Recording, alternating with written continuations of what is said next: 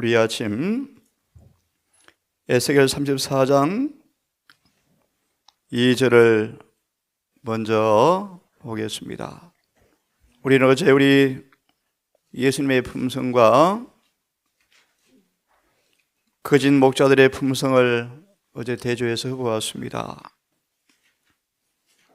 하나님의 양무리의 목자로 부름받은 하나님의 품성의 대표자로 부름받은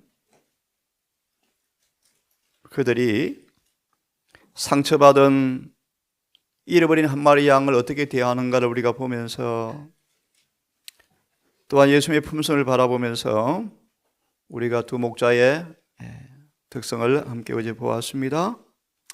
이 아침마저 두 말씀을 더 보겠습니다. 에스겔 34장 2절을 보시면, 인자야 너는 이스라엘 목자들을 쳐서 예언하라. 참 슬픈 얘기죠. 쳐서 예언하라. 이스라엘 목자들을 쳐서 예언하라. 어제 보았죠. 양떼들을 흩어지게 하는 목자가 있었다. 왜 이 마태가 말씀처럼 성전을 찾았지만 오히려 낙담시키는, 흩어버리는 염소 같은 목자들의 모습을 어제 보았죠. 쳐서 예언하라. 그들 곧 목자들에게 예언하여 이르기를, 주 여호와의 말씀에 자기만 먹이는 이스라엘 목자들은 화 있을진저 목자들이 양의 무리를 먹이는 것이 마땅치 아니하냐. 어제 보았죠. 요한복음 9장을 말씀을 드렸죠. 한 마리 양이 내어 쫓기고 있었다. 이 34장 2절을 보시면 이런 증언의 말씀이 있습니다. 비단 목사들만 말하는 것이 아니겠죠. 우리 부모들에게도 이렇게 묻습니다. 심판날에 내 맡긴 양떼들을 어떻게 했느냐. 우리 모두는 서로에게 다 책임을 진 존재로 부름받았습니다. 심판날 우리 모두는 어떤 가마력으로 영혼 앞에 주의 봉사의 도가 되었는지 다 책임을 물을 것입니다. 거듭 말합니다. 내게 맡긴 양떼들을 어떻게 대했니? 한번 들어보세요. 엄숙하고 중대한 책임이 하나님의 종들에게 지워져 있다? 우리 모두 마찬가지죠. 그들은 책임을 회피한 데 대해서 자세한 설명을 하라는 요구를 받을 것인데요. 만약 그들이 하나님의 율법을 요구하는 바를 백성들에게 말하지 않는다면, 만약 그들이 하나님의 말씀을 분명하게 설명하지 않고 설교하지 않고 그들의 해석으로 말미암아 백성들의 마음에 혼란을 일으킨다면, 그들의 양무리를 먹이지 않고 자기만 먹이는 그런 목자들이다. 율법의 요구를 밝히 설명하고 말씀을 분명하게 설교하는 사람들, 그들을 주님께서 참 목자로 규정하십니다. 그런데 여호와 율법을 무효화시킨 불충실 때문에 영혼들을 멸망한다. 말라기 1장 1절을 나중에 찾아보기 바랍니다. 하나님께서 부르셔서 거룩한 대표자로 부르셨는데 주님의 뜻과는 정반대의 품성이 형성되어 버렸다. 거룩한 봉사를 도둑질했다. 말라기 1장 11절로 기억되어집니다. 참 슬픈 일이죠, 그죠? 그래서 영혼들은 멸망한다. 그러나 그렇다고 해서 그런 목자들의 음성을 듣고 억울합니다 라고 말할 수가 없겠죠. 말씀을 제쳐놓고 그런 거짓 목자들의 궤변에 귀를 기울이는 사람들도 결코 주님께서 핑계하지 못하게 하실 것이다. 용서하지 않을 것이다. 아주 율법만이 품성의 사본이고 하나님 말씀 앞에 예하고 아니라 함이 아니요 예만 있다, 아멘이 있다. 우리 모두는 우리 영혼의 구원에 스스로 책임을 져야 합니다. 자, 반면에 호세아서 1장을 좀 보시면 호세아서 11장을 좀 펴시면, 호세아 11장, 예수께서 길을 가시다가 쇠간을 지나시면서 마태를 보셨죠. 처음 보셨죠. 그죠? 마태야, 나를 쫓으라. 호세아 11장 4절을 보시면, 내가 사람의 줄, 곧 사랑의 줄로 저희를 이끌었고, 어떻게 이 마태가 예수님의 직접 명령 앞에 나를 쫓으라, 아마 오늘 볼 시간이 있을지 모르지만 가장 가혹한 원칙이었답니다. 그죠? 정말 나를 쫓으라 라는 말씀 앞에 순종하기가 어려운 버거운 상황이었죠. 사업이 번창할 때였죠. 아브라함처럼 갈 바를 낳지 못하는 지경이었죠. 근데 마태는 성경 말합니다. 다 버리고 쫓았더라. 참 귀한 부르심이요, 그죠? 참으로 놀라운 응답입니다. 자, 찾아보기로 하고요. 내가 사람의 줄, 사랑의 줄로 저희를 이끌었고, 강력한 이끄심의 마태는 주저함이 없이 아브라함처럼 딱 따라 나섭니다. 그죠? 저희에게 대하여 그 목에서 멍에를 벗기는 자 같이 되었으며, 마태에게 그런 경험이 된 것 같아요. 예수의 말씀을 듣고 죄책에서 벗어나기 위해서 그분을 갈망한 이에게 부르셨지 않습니까? 저희 앞에 먹을 것을 두었으노라. 참 아름다운 말씀이죠. 11장 주석을 좀 보십시다. 이렇게 말합니다. 구주께서는 오직 나만을 위해 죽으셨다. 예수께서 11 제자를 각각 불러 인도하셨죠. 그죠? 각각 부르셨어요. 근데 마가 3장을 보시면 그 중에 한 사람은 안 불렀죠. 유다였죠. 좀 이따 보겠습니다. 하지만 그런 유다까지 대하신 예수의 품성을 여러분 한번 묵상해 보면 좋겠습니다. 이 말씀을 읽고 좀 보겠습니다. 구주께서는 오직 나만을 위해서 죽으셨다. 직접 음성을 들을 수 없을지 모르지만 우리 모두는 개인적으로 주의 섭리의 음성을 듣고 다 이곳에 계시죠. 마태를 부르신 동일한 주님의 음성이 여러분 모두에게 응하였었기를 간절히 바랍니다. 예수께서는 우리를 개인적으로 아시며, 참 은혜스러운 말씀이요, 개인적으로 아시며 우리의 연약함을 동정하신다. 그분은 우리의 모두의 이름을 아신다. 행전 10장이죠. 베드로야, 직결한 동네에 가서 고넬료를 좀 만나라. 고넬료가 온다. 주님 누구를 아셨어요? 고넬료를 아셨죠. 이름까지 아시죠. 소망을 말해 주소까지 아시죠. 주소까지. 그분은 우리가 살고 있는 집과 거주자의 이름도 아신다. 그분은 때때로 당신의 종들에게 당신 한 마리 양을 찾도록 어떤 도시, 어떤 거리, 어떤 집으로 가도록 지시하신다. 참으로 은혜스러운 말씀이죠. 강영호는 마치 구주에게 죽으신 유일한 사람인 것처럼 예수께 잘 알려져 있다. 도움을 구하는 부르짖음은 그분의 귀에 들어간다. 아마 마태가, 세례의 마태가 세간에서 세무일을 하는 가운데 그의 마음에, 분명히 그의 마음은 이 주님의 이끄심에 응한 모습 같아요. 그렇죠? 그의 갈망이 있어, 갈망이. 영혼의 갈망이 있었죠. 그분은 모든 사람들을 당신께로 이끌기 위해서 오셨다. 근데 요한복음 5장의 말씀 보시면 그들이 내게 오지 아니하였도다. 오지 아니하였도다. 한편의 무리는 이끌기 위해 오셨대. 이끌려갔죠. 나를 따르라 라고 명하시며 그분의 성령은 사람들의 마음을 움직여 그분에게 나아가도록 한다. 확실하죠. 레위 마태는 성령 이끄심에 순응했습니다. 그렇죠? 예수의 모습 가운데 이끌릴 만한 외양이 전혀 없었지 않습니까? 그런데 어떻게 마태가 즉각 다 버리고 쫓았을까요? 즉각. 많은 사람들은 이끌려가기를 거절한다. 부자 법관처럼 영생이 너무나 중요하지만 비용이 비싸다. 자존심의 희생자가 되어지고요. 욕심 때문에. 그분께서는 또한 누가 당신의 부르심을 절기어 듣고 목자이신 당신의 돌보심 아래 오기를 원하는 자를 아신다.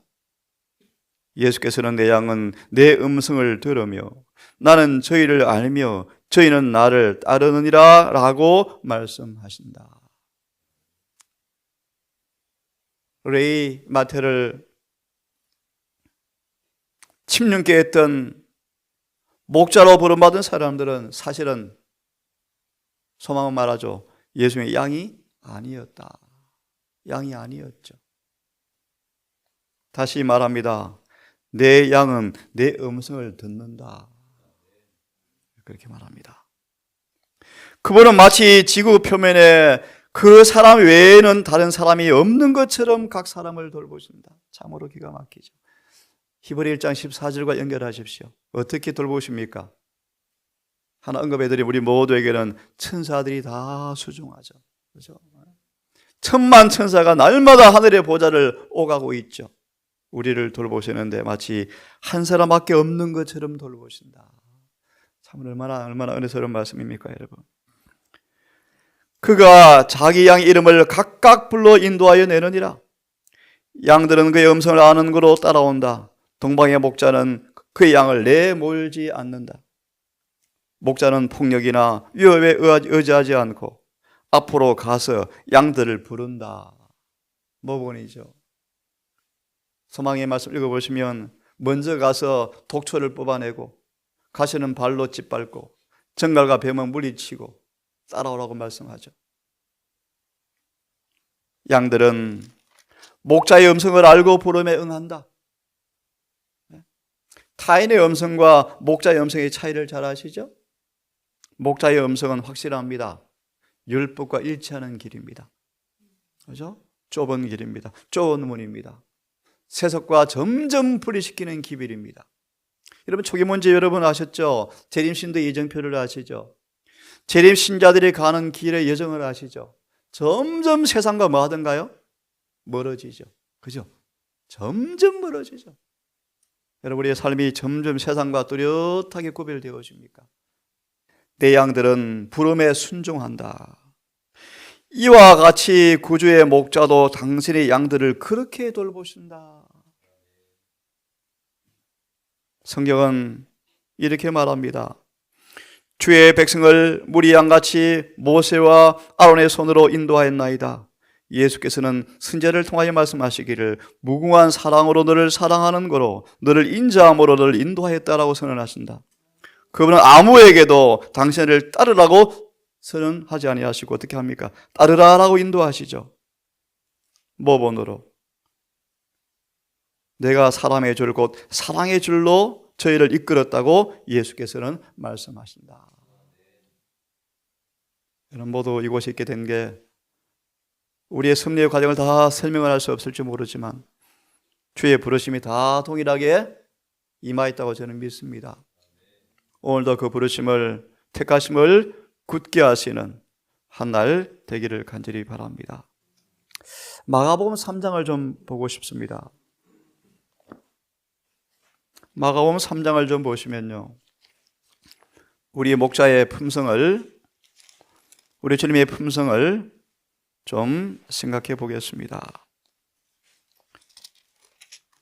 마가 3장 13절과 19절을 보시면 마가 3장 13절과 19절을 보시면 주님께서 12를 세우시죠.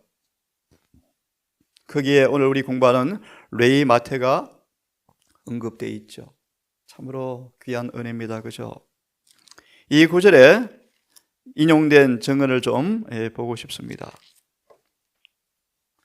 유다의 중심을 보셨다. 이 말씀을 간략하게 요약을 좀 하겠습니다. 열두 제자를 안수하기 위해서 주님이 준비하실 때 부름받지 않은 자가 끼어들려고 힘썼다. 그렇게 말씀합니다. 가롯 유다는 예수를 따르노라고 공언한 사람이었는데 핵심적인 이 모임 자리에 차지하기를 간청했다라고 말하면 간청했다. 열렬하게 주님 어디로 가시든지 따르겠습니다. 그 다음 말씀을 좀 보고 싶어요. 예수님은 패척도 환영도 하지 않으시고 여도 굴이 있고 공중의 새도 거처가 있다고 말씀하시면서 슬픈 말씀을 하실 뿐이었다. 우리 목자의 품성을 좀 보았으면 좋겠어요. 유다는 예수께서 메시아 되심을 믿었다. 믿었다. 12 제자 자리를 희망하였다. 하지만 예수님은 유다의 기대를, 희망을 끊어버릴 계획으로 나는 가난하다. 유다야, 나를 쫓아온들 너의 기대가 하나도 충족되지 못할 것이라 희망을 끊어버리셨다. 유다는 다른 제자와 똑같은 기회를 가졌고 똑같은 예배의 말씀을 들었고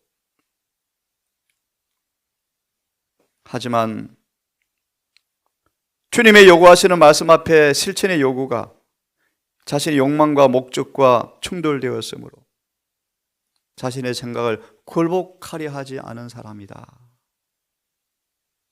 예수님은 유다를 아셨죠. 배신자임을 아셨죠. 그런데 들어보십시오.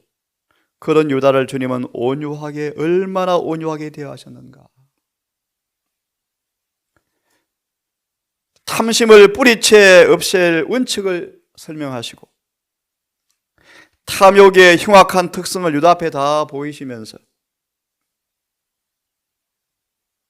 유다는 자신의 품성이 묘사되어지고 죄가 지적된 것을 여러 번 인식하였지만 불의를 자복하거나 버리려고 하지 않았다. 자부심이 강하였고 유혹을 대항하는 대신에 습관 따라 행습을 따라서 살았다. 자기 부인을 하지 않았죠. 그죠? 자신을 못 박지 않았죠. 만일 유다가 신령한 중재와 봉사의 은혜를 얻었다면 그가 되었음에 틀림없이 없었을 삼보보내신 그리스도께서 그의 앞에 계셨다. 우리를 왜 부르십니까? 주님 분명하죠. 주님 대표자로 부르신 거예요. 그죠? 하지만 유다는 교훈이 주어졌지만 유다는 귀를 기울이지 않았다. 우리 모두를 부르셨습니다.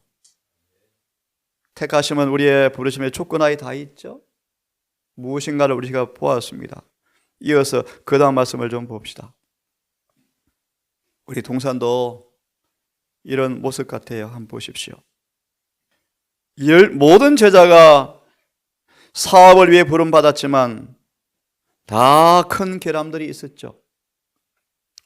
온유하고 겸손한 분과 가장 친밀한 교제를 가졌던 요한까지도 원래는 순종하는 성질, 온유한 사람은 아니었다. 요한은 우리의 아들이었고요. 멸시와 분노의 정신이 가득하였고요. 악한 성질, 복수심, 비평, 이런 요한이 정말 사랑의 사도로 변해버렸죠, 여러분. 그렇죠? 자존심이 세고요, 야심이 많고요. 하지만 유다와 대조되어집니다. 날마다 모본 대신 주의 품성을 사모하면서 그의 자신의 더러운 품성과 주님의 온유와 관용과 겸비와 인내의 교훈과 비교되어지면서요, 마음을 열고 늘 멍에를 메고 자아를 숨겨서 요한은 늘 예수를 배웠다. 레이를 왜 부르셨습니까? 왕상으로 기억되어집니다. 모든 그런 편견들을 다 제해버리고 하늘의 성전에 한 기둥으로 그를 자리하기 위해서 부르셨다. 제자들을 견책하고 경고하고 주의를 주었지만 유다는 반항했지만 요한은 예수를 떠나지 않고 늘 순종하죠. 비록 유다와 여러 제자들이 실수하고 넘어지고 자빠지지만 예수님은 그들을 실수 때문에 돌아서지 않으시고 계속하여 끝까지 그들은 예수의 고난에 참여함으로 교훈을 배웠고 마침내 그들은 그리스도를 바라봄으로 품성이 변화되었다.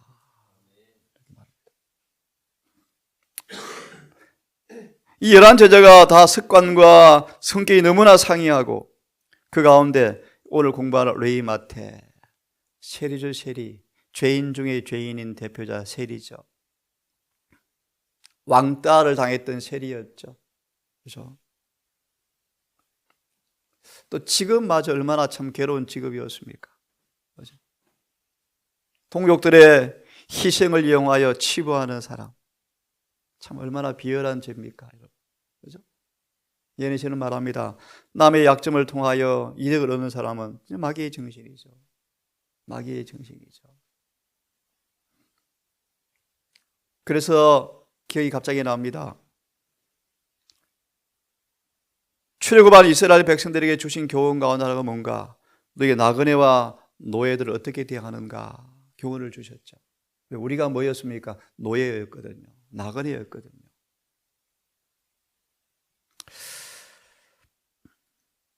열심당은 시몬,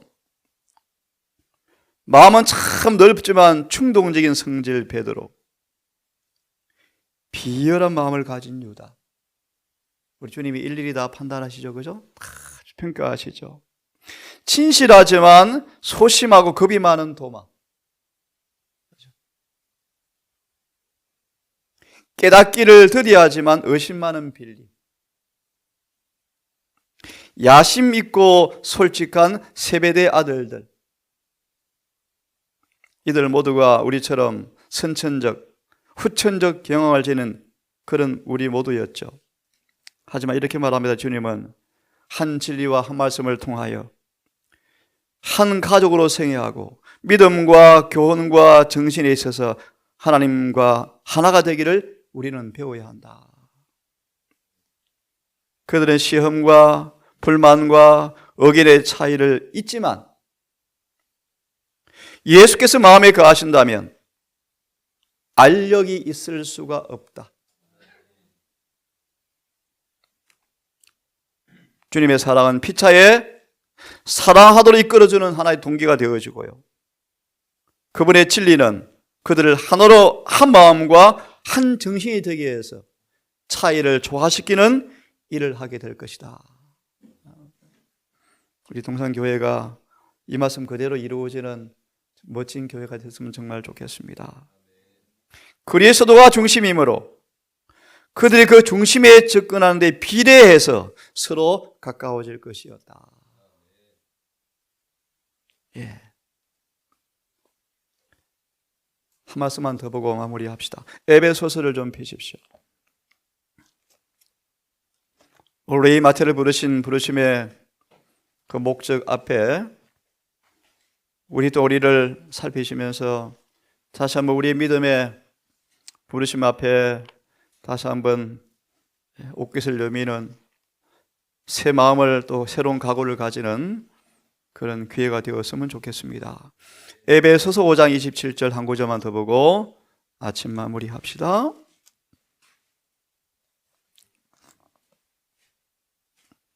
폈으면 함께 한번 읽어보겠습니다. 자, 시작. 자기 앞에 영광스러운 교회로 세우사 티나 주름 잡힌 것이나 이런 것들이 없이 거룩하고 흠이 없게 하려 하심이라. 예. 우리를 왜 부르셨는가? 왜 택하셨는가? 너무나 분명하죠. 그분 앞에 거룩하고 흠이 없게. 5장 27절, 5장 2절과 27절 이 말씀을 읽고 기도합시다.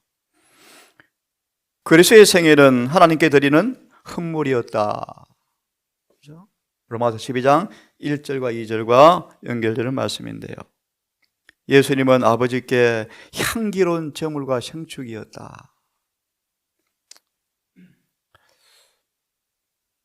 로마서 1장의 저 이하의 말씀 보시면 그들의 목은 열린 무덤이요, 악이, 시기, 질투, 고난이 마음에 가득한 부분을 말씀하죠. 입을 열면 썩은 시체 냄새가 나는 사람들이요. 예수님은요, 향기로운 제물과 생축이었다. 이것은 우리를 위하여 생명을 선물로 주신 헌물이다. 이는 우리로 하여금 그분이 우리에게 바라시는 것, 곧 그리스도를 대표하는 사람이 되게 하려 하십니다. 근데 어떻게 자기만 보기에는 목자들이 있을 수 있을까요, 여러분? 우리 양떼를 흩어버리고요. 이 말씀을 꼭 기억합시다. 그분의 대표자가 되게 하려 하심인데, 그분의 대표자가 된다는 것은 그의 품성의 향기를 풍기는 것, 곧 그분이 품고 계셨던 순결한 생각들, 그분의 성화된 인간 생활 속에 나타난 하나님의 거룩한 속성들을 나타내는 것이 그분을 대표하는 것이다. 다시 읽습니다. 그분의 대표자가 된다는 것은 그분의 품성의 향기를 풍기는 것인데, 곧 순결한 생각, 성화된 생활 속에 나타난 예수의 거룩한 속성들을 나타내는 것이 대표하는 것이다. 조사 심판이 똑같은 얘기죠, 그죠? 이렇게 의도하시는 것은 다른 사람들로 하여금 인간의 모습으로 오신 그분을 우리를 통해 바라보게 하고, 다니엘과 세 친구가 그랬죠. 느부갓네살은 이미 다니엘과 세 친구를 통하여 하나님을 뭐였다는 것입니까? 보았다.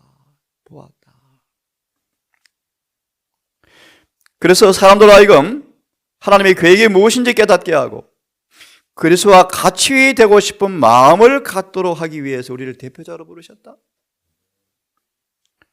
같이 읽고 마칩시다. 시작. 그리스도와 같이 된다는 것은 순결하고 더러움이 없고 하나님이 온전히 받으실 만한 점도 없고 주름도 없는 그런 사람이 되는 것을 말한다. 우리 모두를 부르신 아버지, 하늘의 심판이 펼쳐지는 이 엄중한 시간, 하나님의 대표자가 되었는가를 조사하는 심판의 시간, 여전히 영적 초신자의 모습으로 죄의 품성을 얼마나 더럽히는지 우리의 모습을 늦기 전 자각하게 하시고 피에 씻어 희게 되어지고 주의 생에 나타난 아름다운 속성들이 성령을 통하여 우리의 품성이 되어지는 그 은혜를 경험하는 행복한 하루하루가 되기를 주여 갈망하오니, 성령을 통하여 우리 배에서 생수가 터져나오는 그런 경험이 우리 경험되게 해 주시옵소서. 오늘 한 날도 우리 어디에 처해 있든지 주님과 하나가 된 모습으로, 자아가 숨긴 바 된 모습으로 믿음의 손을 통하여 은혜 깊은 샘에서 은혜를 길어 올려 마시는 경험을 통하여 은혜가 우리의 모든 품성에 국명마다 짜여들어서 주님의 품성이 내 품성으로 화해지는 새롭게 되는 경험이 오늘도 이루어지게 주시옵소서. 때가 악하고